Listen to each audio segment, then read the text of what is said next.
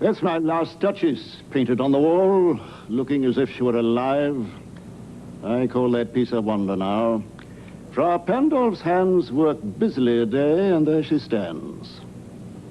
Would please you sit and look at her? I said, Frau Pandolf by design, for never reads strangers like you, that pictured countenance, the depth and passion of its earnest glance. But to myself they turned, since none puts by the curtain I've drawn for you but I, and seemed as they would ask me if they durst how such a glance came there. So, not the first are you to turn and ask thus. So it was not her husband's presence only called that spot of joy into the Duchess's cheek. Perhaps Frau Pandolf chanced to say, her mantle laps over my lady's wrist too much, or paint must never hope to reproduce the faint half-flush that dies along her throat. Such stuff was courtesy, she thought, and cause enough for calling up that spot of joy. She had a heart, how shall I say, too soon made glad, too easily impressed. She liked whatever she looked on, and her looks went everywhere. So it was all one, my favor at her breast, the dropping of the daylight in the west, the bough of cherries some officious fool broke in the orchard for her, the white mule she rode with round the terrace, all and each would draw from her alike the approving speech, or blush at least. She thanked men, good, but thanked somehow, I know not how, as if she ranked my gift of a 900-years-old name with anybody's gift. Who'd stoop to blame this sort of trifling? Even had your skill in speech, which I have not, to make your will quite clear to such a one, and say just this or that, and you disgusts me. Here you miss, or there exceed the mark. And if she let herself be lessoned so, nor plainly set her wits to use forsooth and made excuse, e'en then would be some stooping. And I choose never to stoop. Also, she smiled, no doubt, whenever I passed her, but who passed without much the same smile. This grew. I gave commands, then all smiles stopped together. There she stands as if alive. Will please your eyes, we'll meet the company below then. I repeat, the Count your master's known munificence is ample warrant that no just pretense of mine for dowry will be disallowed. Though his fair daughter's self, as I avowed at starting, is my object. Nay, we'll go together down, sir. Notice Neptune, though, taming a seahorse. Thought a rarity, which Claus of Innsbruck cast in bronze for me.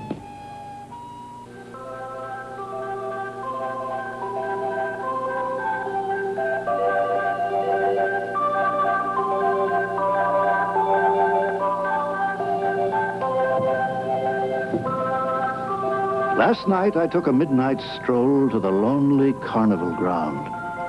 The show had long since pulled up stakes and drifted out of town. The sheriff found a crooked game and told them to move on, so they packed it in and straggled out in the hard, cold light of dawn. I wandered through the vacant lot, and the wind made a dusty moan. The moon looked down like a milky eye, and I felt I was not alone. I spun around, and there he stood, like he'd waited for me to come. And he smiled and mooched a cigarette. But I knew this was no bum. He looked like an old-time carny man with a derby and checkered vest. And I wondered why he'd stayed behind and not gone with the rest. I've quit the game, he whispered in a voice like rustling leaves. And then he began to tell a tale that no one quite believes. A carnival lives on wheels, said he, of every known design. They move on wheels and work with wheels of every make and kind. Carousel, the Ferris wheel, the wheels of luck and sin. I worked them all until I saw the message in their spin. 'Cause the world's a wheel and time's a wheel and history and fate. And they all reveal that life's a wheel and the hour is getting late. We always make the same mistakes, the ones we made before. Your daddy made them years ago. Your kids will make some more. We sail around the universe like flies in a mason jar. We think we made a hell of a trip, but we stayed right where we are. We knock our heads against the wall, and then we blame the wall.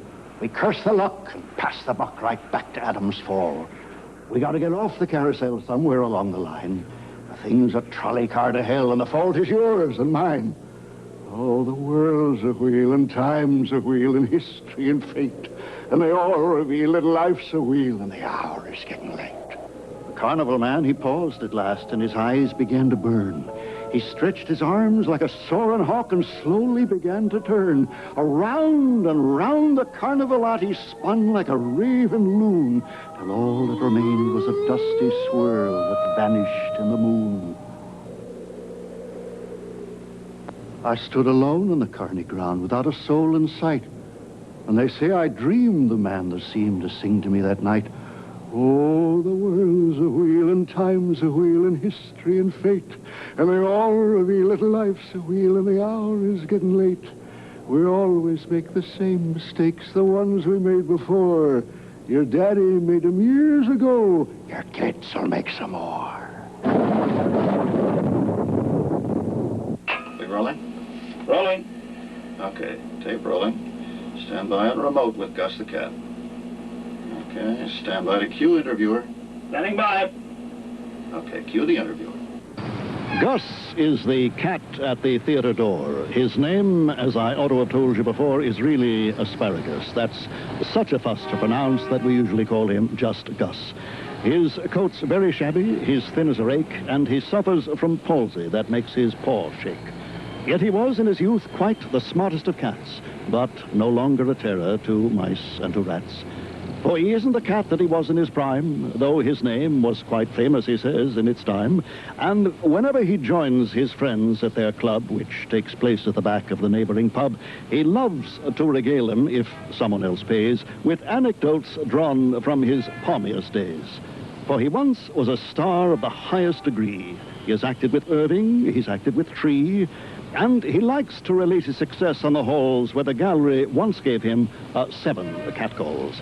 But his grandest creation, as he loves to tell, was Fire for a Fiddle, the Fiend of the Fell.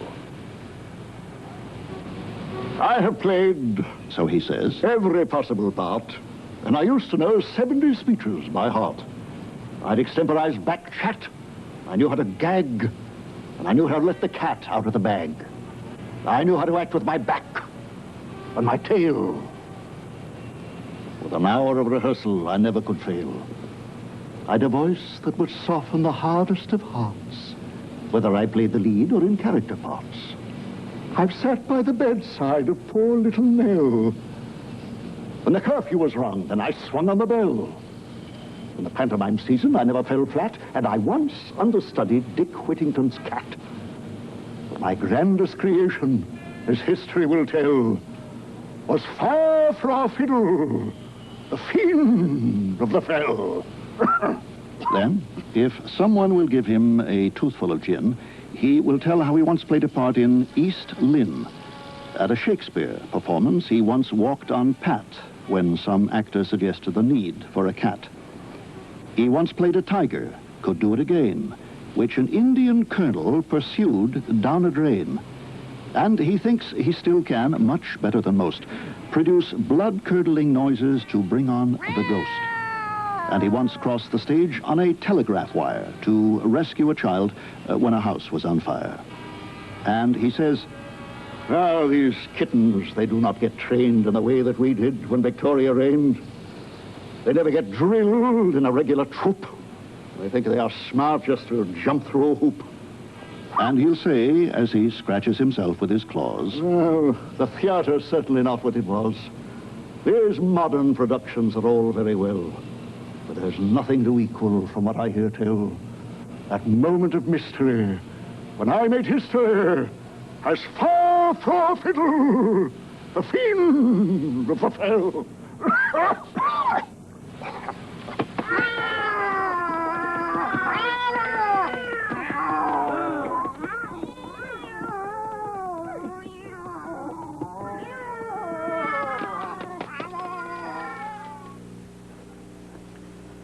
Acting is called an interpretive art.